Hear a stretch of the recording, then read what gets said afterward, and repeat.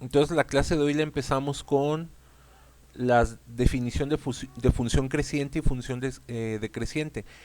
Es una cosa bastante sencilla, las funciones crecientes y decrecientes. La primera regla que hay que aprender aquí para poderlas clasificar como alguna de estas, ¿sí? Las funciones hay que leerlas o las gráficas hay que entenderlas de izquierda a derecha, ¿sí?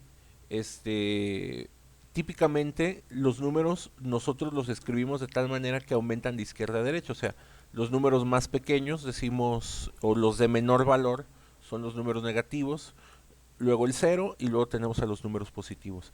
Entonces, usualmente en todas las gráficas las podemos leer, analizar de izquierda a derecha.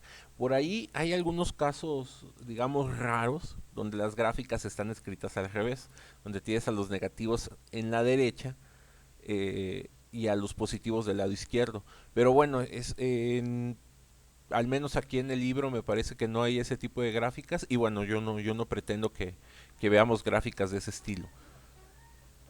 Entonces, siempre hay que fijarse de dónde a dónde aumentan los números en la gráfica. Entonces, para todos los casos y a lo que nosotros estamos habituados, las gráficas se leen de izquierda a derecha, ¿sí? Entonces, la regla es muy sencilla. Si tú lees de izquierda a derecha la gráfica, si la gráfica sube, se llama función creciente. Si la gráfica baja, le llamamos función decreciente. Y por supuesto podemos tener gráficas donde la función puede estar subiendo y puede estar bajando. Entonces, dejen hacerle mucho zoom a esa gráfica, esta me interesa, la figura 1.36. La mayoría de las funciones van a tener intervalos donde podemos hablar de una parte creciente y decreciente de la función, ¿sí? Entonces, por ejemplo, acá desde menos infinito hasta un poquito antes del 2 la función es decreciente, vuelve a ser creciente hasta más o menos desde menos 2 hasta adelantito del cero, más o menos aquí se ve que alcanza el punto 5 y de punto 5 en adelante vuelve a ser decreciente. Entonces, una misma función va a tener varios intervalos donde podemos hablar de comportamiento creciente y decreciente. Entonces, es bastante sencilla la idea. Puesto en términos matemáticos, vamos a explicar esa definición, nada más para que vean cómo lo escriben de manera formal. Una función f es creciente si en un intervalo, o sea, tomamos un conjunto de números, el conjunto de números está entre x1 y x2, x1 y x2 representan cualquier número horizontal en la recta, ¿sí? Tales que si x1 es menor que x2, o sea, esto lo único que significa es que x1 tiene que ir primero que x2, entonces implica que el valor de f de x1 deberá de ser más pequeño que el valor de f de x2, ¿sí? Entonces aquí está expuesto de manera general. Para el caso decreciente, tenemos la misma condición inicial, nada más la x1 pues deberá de ser más grande, la f de x1 deberá ser más grande que la f de x2. ¿Sí? Entonces la definición, el lenguaje en simbología matemática, pues es muy sencillo de entender. ¿Sí? Y aquí x1, x2 pues la hacen de cualquier valor en la recta, f de x1 y f de x2 ya es la función evaluada en cualquiera de los puntos.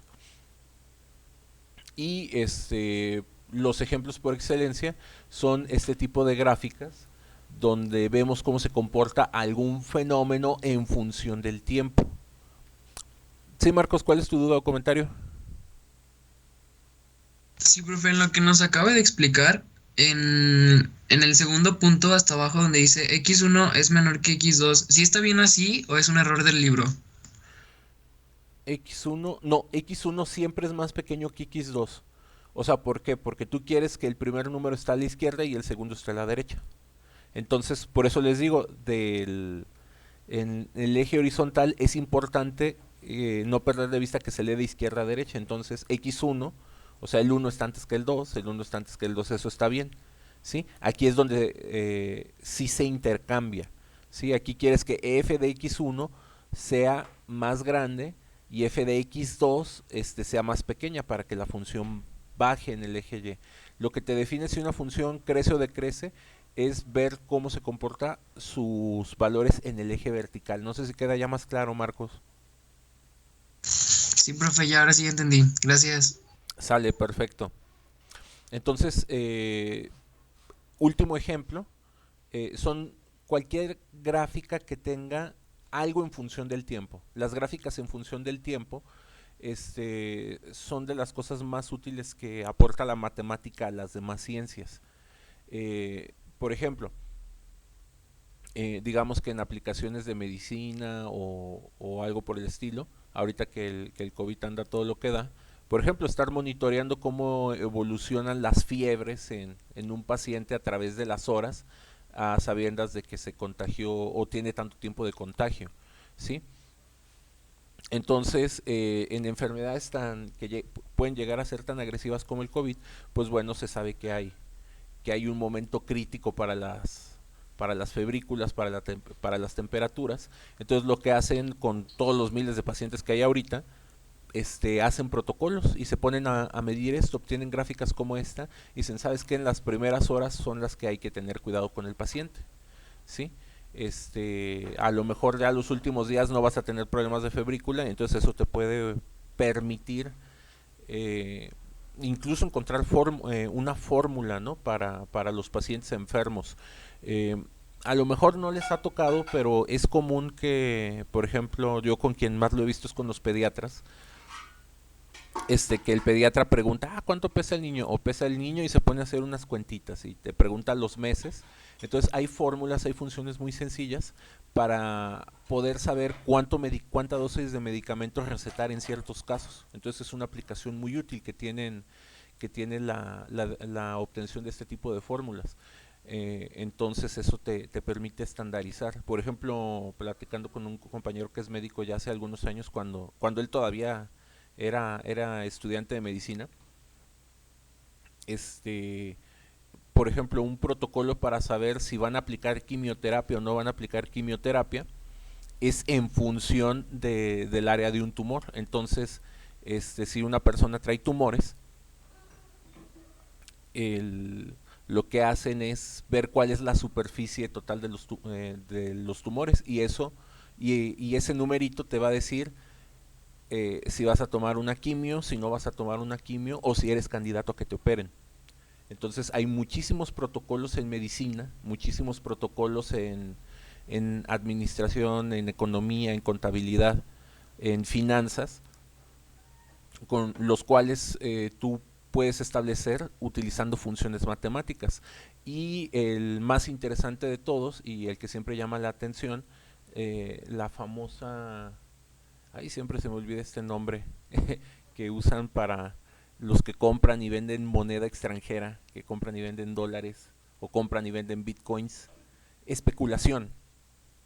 ¿Sí? El ejemplo por excelencia de aplicaciones de funciones crecientes y decrecientes es la especulación en el mercado de valores. ¿Sí saben qué es la especulación o nunca habían escuchado esa palabreja?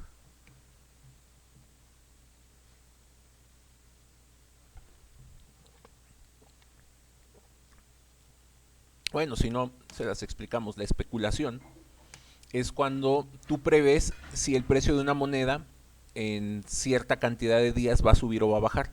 Por ejemplo, hoy el dólar está a 20 pesos, ¿sí?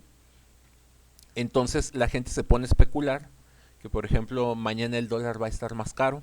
Entonces, como el dólar el día de mañana gana más y hoy vale menos, pues el día de hoy que vale menos te conviene comprar dólares, ¿sí? Entonces la gente se pone a comprar dólares. Y bueno, llega el día de mañana y si el dólar subió, pues bueno, todas esas personas que hayan comprado dólares habrán incrementado su capital. Por el otro lado, si las personas que especularon que el dólar iba a subir en realidad bajó y fueron a comprar dólares, esas personas van a perder su dinero. Entonces, hay ejércitos de personas en las bolsas de moneda, en los bancos internacionales. Yo les voy a decir bancos nacionales, o sea, el banco de cada nación, que están haciendo un montón de modelaje matemático con funciones para poder predecir esas subidas, caídas en acciones de bolsas de valores, en, por ejemplo, apreciación o depreciación de moneda, apreciación, depreciación de petróleo, y eso les permite, o sea, a los países o a las instituciones u organismos financieros, pues les permite tomar medidas. Por ejemplo, una medida muy interesante que ha hecho México en los últimos años, pues México ahí le va tanteando cómo se va comportando el precio de los petróleos, y entonces lo que hace México es, previendo pues las complicadas situaciones que sabemos que tiene el país, los gobiernos desde hace muchos años compran un seguro de petróleo. Entonces, ¿qué es un seguro de petróleo? México paga un seguro bastante caro, para asegurar que su petróleo se venda, ¿sí?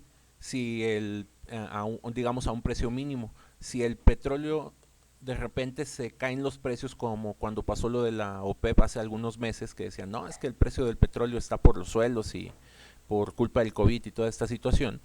Entonces ese tipo de medidas a México le permitió que, como el precio del petróleo estaba muy bajo, aplica el seguro, si es como me accidenté, y el seguro le regresa el dinero equivalente a si vendiera sus barriles al precio ordinario. Entonces, cuando se cayó el precio del petróleo, por eso el presidente andaba tan tranquilo y dijo, no, a mí no me interesa lo de la OPEP o los vamos a condicionar. ¿Por qué? Porque se tenía ese seguro, ¿sí?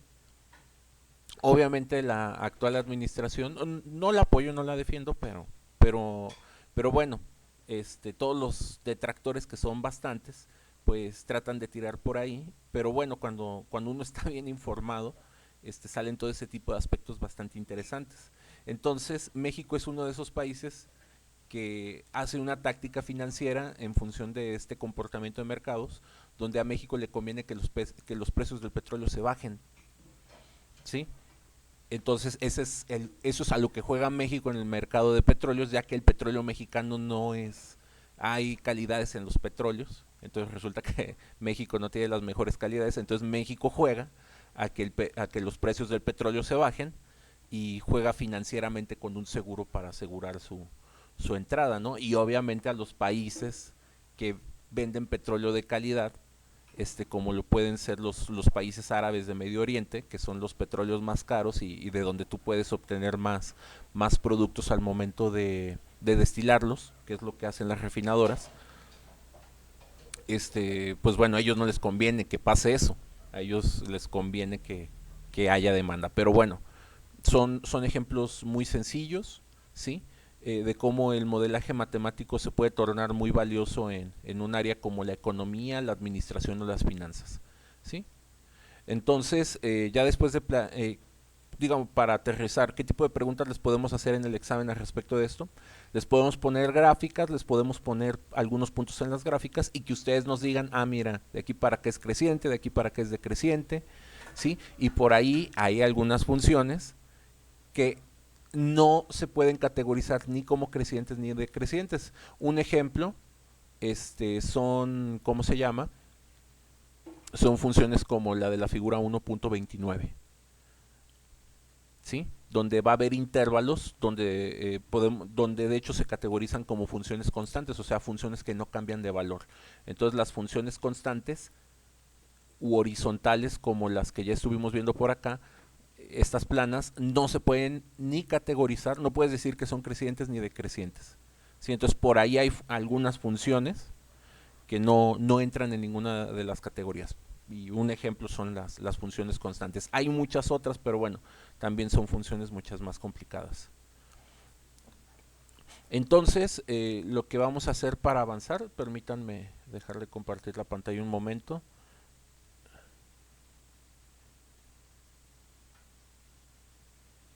Bueno, entonces, sí, vamos a hacer así. Les voy a compartir la pantalla.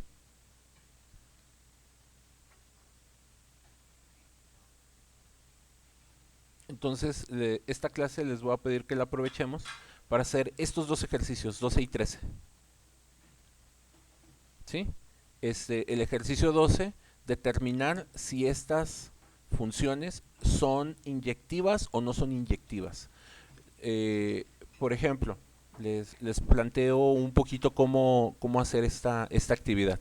Por ejemplo, para el primero les ponen los pares de números, entonces esto es reescríbanlo de otra manera. Hagan dos conjuntos y en el conjunto 1 pongan todos los primeros números, o sea, todas las X, pongan el 1, el 2, el menos 1, el 6 y el menos 3, y en el conjunto número 2 escriban el 2, el 3, el 2, el 7 y el 4.